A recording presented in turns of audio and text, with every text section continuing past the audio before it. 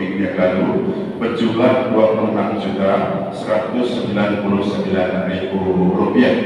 Kemudian infak sholat Jumat pada Jumat pekan kemarin mendapat Rp5.083.000. Infak lain-lain diantaranya saldo panitia Ramadan dan juga infak sholat hari Idul Fitri tahun 1446 Hijriah berjumlah Rp9.651.000, sehingga ada pun pengeluaran sejumlah Rp3.429.000, sehingga keluarga wakas masjid sampai pada hari ini berjumlah Rp37.504.000. Demikian keadaan wakas masjid dari tingkat kata daya sampai pada laporan ini kami sampaikan. Untuk selanjutnya sebelum sholat kita mulai, kepada para jemaah dipersilakan untuk menghuni barisan sosok yang masih kosong. Monggo untuk dimulai barisan paling depan dulu, kemudian barisan di belakangnya menyesuaikan. Kemudian bagi jemaah yang berkomunikasi untuk tidak lupa dilakukan agar tidak mengganggu ataupun melarang musuhkan kita di dalam kita menjalankan ibadah sholat Jumat pada siang hari ini. Baiklah, karena waktu sudah masuk begitu sholat Jumat akan segera dimulai.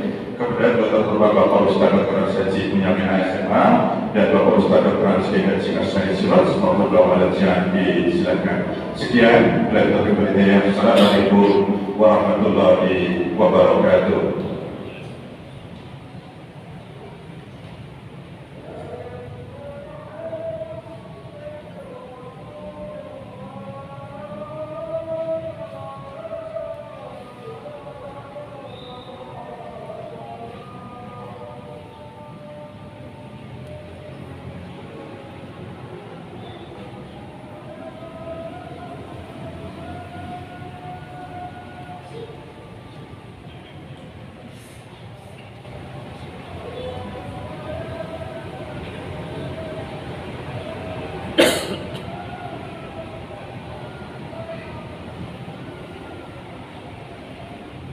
Assalamualaikum warahmatullahi wabarakatuh.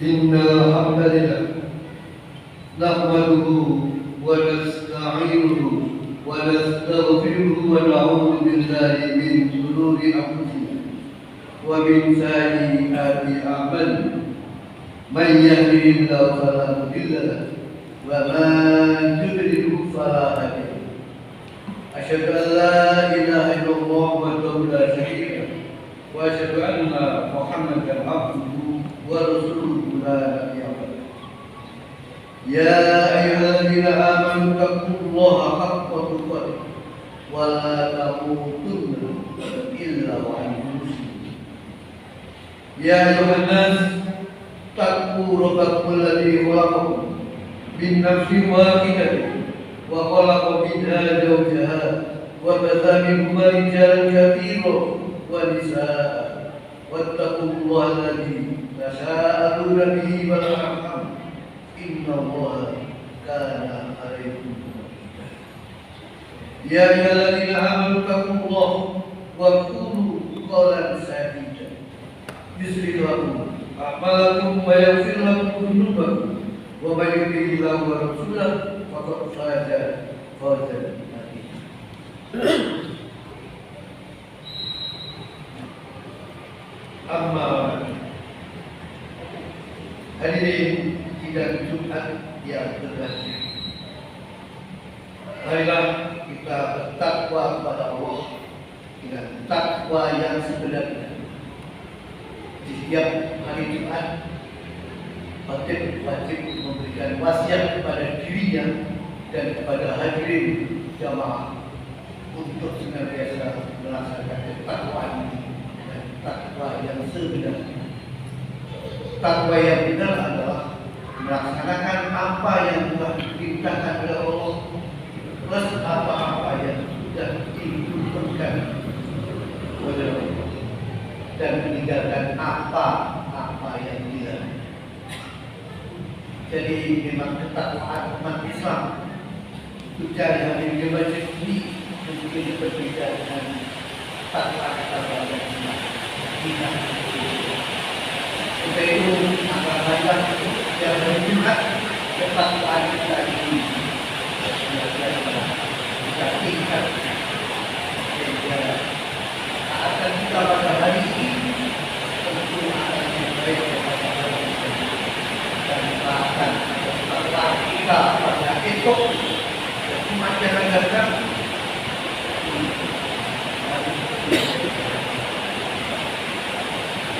Ini bukan tentang kehidupan.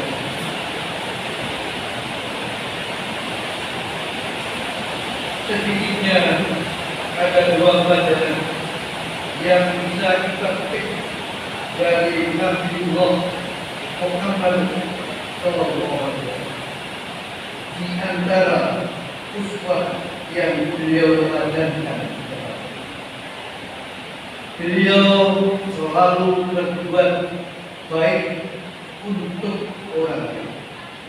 Dan yang kedua, beliau senantiasa memikirkan orang.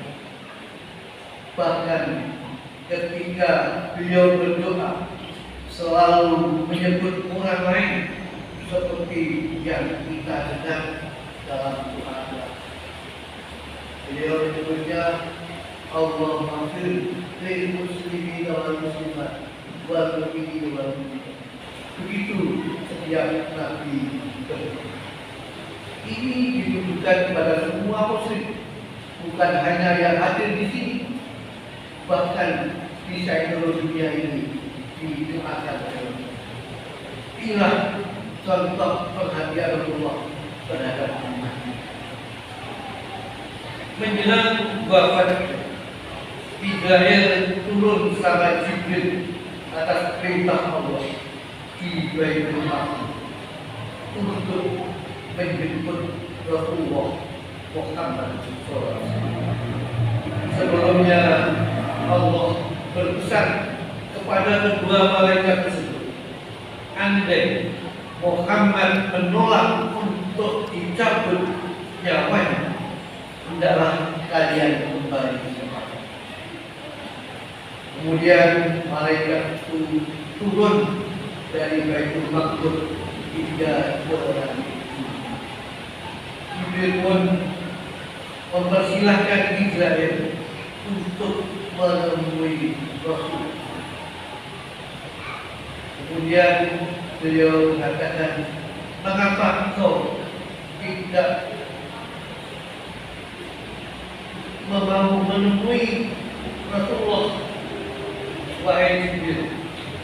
Maka Jibril menjawab, aku tak tega melihat seorang yang aku cintai sebagai Rasulullah tak kalah engkau berkata.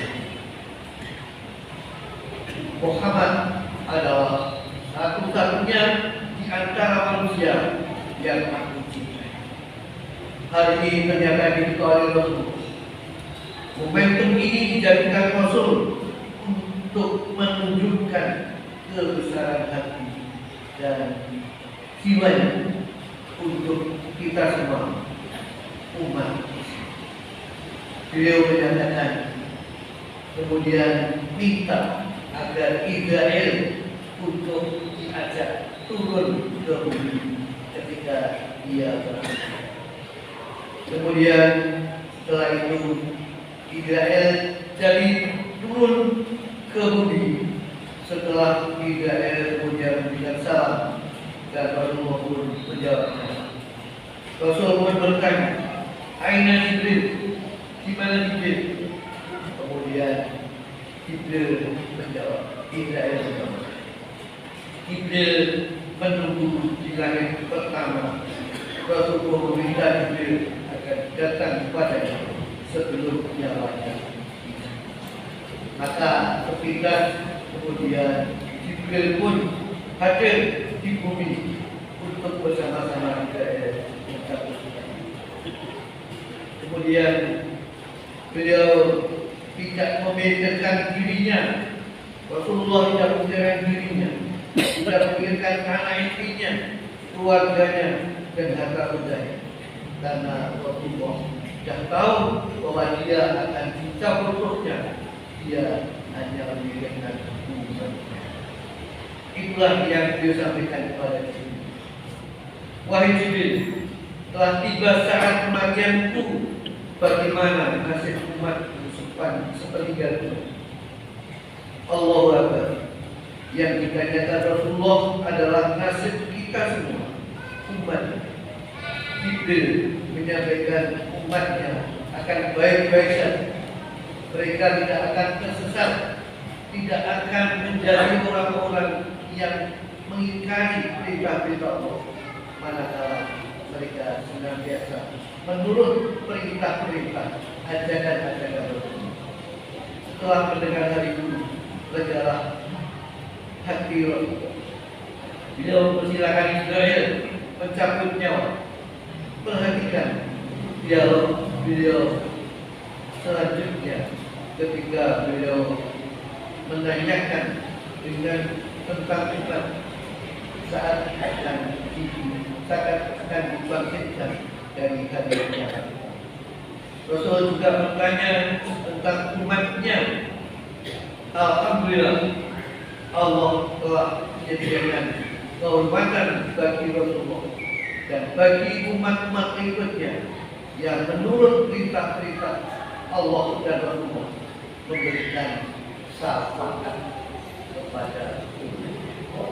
Inilah kelebihan Rasulullah. Maka sampai saat ini yang kita berdoa masih pokok untuk nanti bisa mendapatkan syafaat dari Rasulullah manakala kita memberikan. Tidak ada pertolongan kecuali syafaat yang akan diberikan oleh Rasulullah. Inilah yang kita harapkan. Untuk itu maka pelaksanaan dalam setiap kita berdoa, kita mohon kepada Allah segala doa yang kita minta dan tetap mohon agar nanti kita mendapatkan syafaat Rasulullah tentunya dari Allah lewat Rasulullah yang kemudian disampaikan kepada kita. Kisah detik-detik terakhir kehidupan Rasulullah ini semoga bisa menjadi iktibar dan ibrah bagi kita semua untuk meneladani uswah beliau seperti yang telah difirmankan di dalam surat Al-Anbiya ayat 21.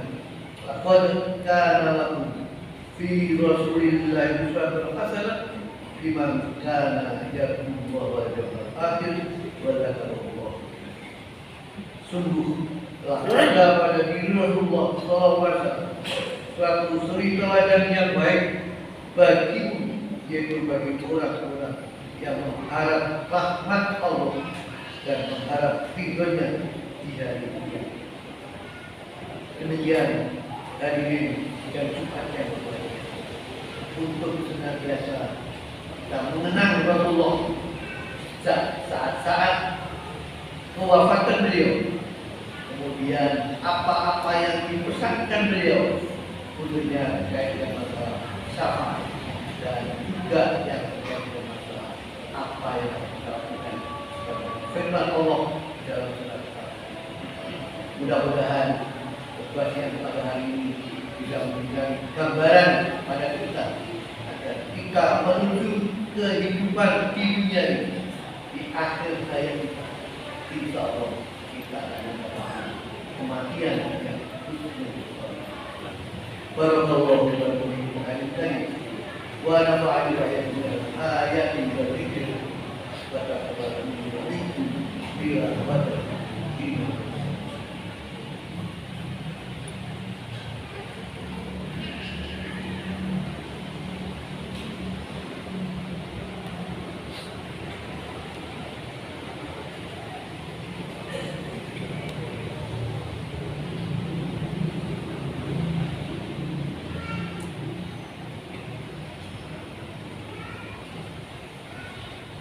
Alhamdulillahilladzi hadana li hadza wa ma kunna linahtadiya lawla an hadana Allah.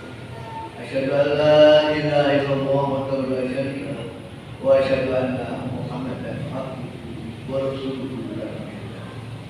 Allahumma shalli wa sallim ala nabiyyina Muhammadin wa ala alihi wa ashabihi. Ya ayyuhalladzina amanu taqullaha haqqa tuqatih wa la tamutunna illa inna Allaha wa malaikatahu yusholluna 'alan ya ayyuhalladzina amanu shallu 'alaihi wa sallimu taslima.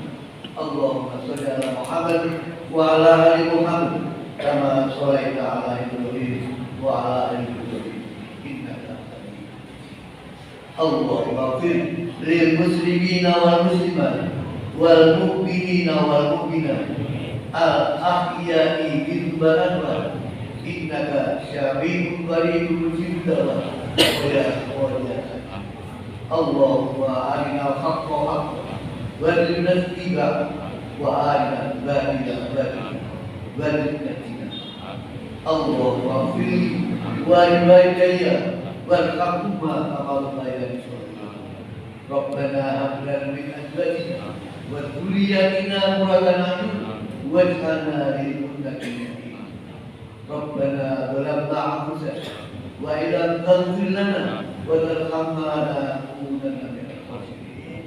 Rabbana atina fid dunya hasanah wa fil akhirati hasanah wa qina adzabannar. Subhana rabbika rabbil izzati amma yasifun wa salamun alal mursalin walhamdulillahi rabbil alamin.